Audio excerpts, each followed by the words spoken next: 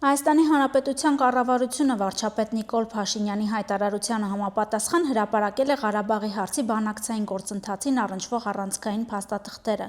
Հրապարակված փաստաթղթերից պարզ է դառնում, որ Ղարաբաղյան առաջին պատերազմից հետո հակամարտության կարգավորման բանակցությունները երբեք չեն եղել Ղարաբաղի անկախության կամ Հայաստանի Հանրապետությանը միանալու շուրջ։ Բանակցությունների հիմնական առարկան Ղարաբաղի շրջակա բոլոր 7 շրջանները փաթեթային կամ փուլային տարբերակով Ադրբեջանին վերադարձնելն էր, իսկ Բուն Ղարաբաղի կարգավիճակը պետք է բանակցվեր միայն Ադրբեջանի տարածքային ամբողջականության եւ ինքնիշխանության ներքո։ 1996 թվականի ԵԱՀԿ Լիսաբոնի գագաթնաժողովի նախագահողի հայտարարության մեջ հստակ նշվում է Լեռնային Ղարաբաղի իրավական կարգավիճակ արտացոլված ինքնորոշման վրա հիմնված համաձայնագրում, որը Լեռնային Ղարաբաղին կշնորհի ամենաբարձր աստիճանի ինքնակառավարում Ադրբեջանի կազմում։ Հստակ է, ինքնորոշում հասկացությունը իրականությունից շատ հեռու է եղել, քանի որ ինքնորոշման իրավունքը Լեռնային Ղարաբաղի համար ըստ միջազգային հանրության նշանակում էր ինքնակառավարում Ադրբեջանի կազմում։ Ուշադրություն, ոչ թե ինքնավարություն, այլ ինքնակառավարում։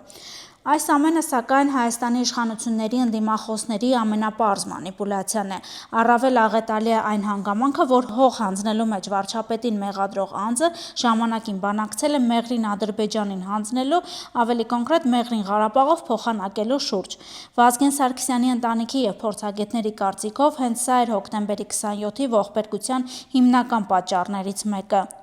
Եվ այսպես 1999 թվականին այն ժամանակվա նախագահ Ռոբերտ Քոչարյանը Հեյդար Ալիևի հետ բանակցել է մի փաստաթղթի շուրջ, որը ենթադրում էր Մեղրիի, ինչպես նաև Զանգելանի, Աղդամի, Ֆիզուլիի, Ջեբրայիլի, Կուբատլիի, Քելբաջարի, Ղազախի եւ Շահումյանի ըստ փաստաթղթի գրավյալ տարածքների հանձնումն Ադրբեջանին, ինչից հետո տեղի բնակչությունը պետք է անմիջապես տեղափոխվեր Հայաստան։ Իսկ հայկական կողմին այս գործարքից մնում էր միայն Լեռնային Ղարաբաղի ինքնավար մարզի տարածքը, Շուշիի ու Լաչինի շրջանները։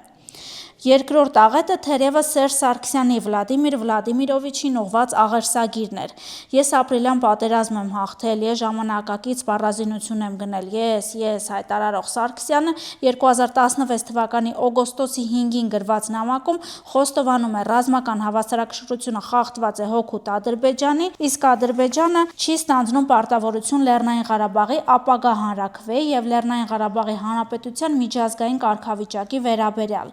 Ինչպես արդարացիորեն նկատում է արցախցի հրապարակախոս Վահրամ Աթանեսյանը, բռնատեղահանված 150,000 մարդու համար պարզ պետք է լինի, որ սեփական իշխանությունների եւ քաղաքական ուժերի կողմից մի ողջ հանրություն խաբված է եղել Նիկոլ Փաշինյանի իշխանության գալուց 2 տարի առաջ։ Այդ փաստաթուղթը վկայում է, որ ապրիլյան քարոզիայից հետո Ստեփանակերտում իշխանությունները, քաղաքական ուժերի առաջնորդները, ազգային ժողովի առնվազն 22 պատգամավորներ, որ ներկա են եղել Սերժ Սարգսյանի հետ հանդիպմանը, վերջին մանրամասնություններով իրազեկված էին բանակցություններում ստեղծված փակուղուց։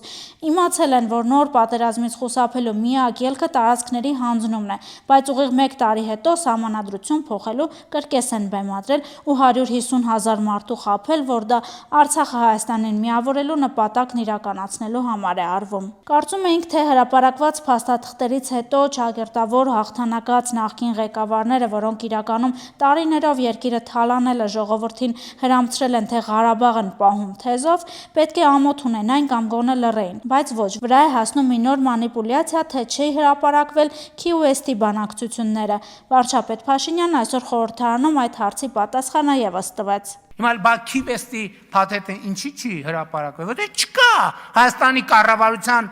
տիրապետության ներքո Քիվեստի փաթեթ։ Քիվեստի փաթեթի հենքը այնա, ինչ որ տպված է փաթեթում, որը Լևոն Տեր-Պետրոսյանի շտաբը, Լևոն Տեր-Պետրոսյանը տվել է Հայկական ժամանակ թերթին եւ հրապարակվել է։ Էդ է Քիվեստի գաղափարական հիմքը, եւ էլ չեմ ասում դրա կարիքը չկա։ Կգան բանավեճի, այլևս հրավիրող էլ չկա։ Հիմա բանավեճի չեմ էլ հրավիրում, որովհետեւ հրավիրեմ էլ ինչ։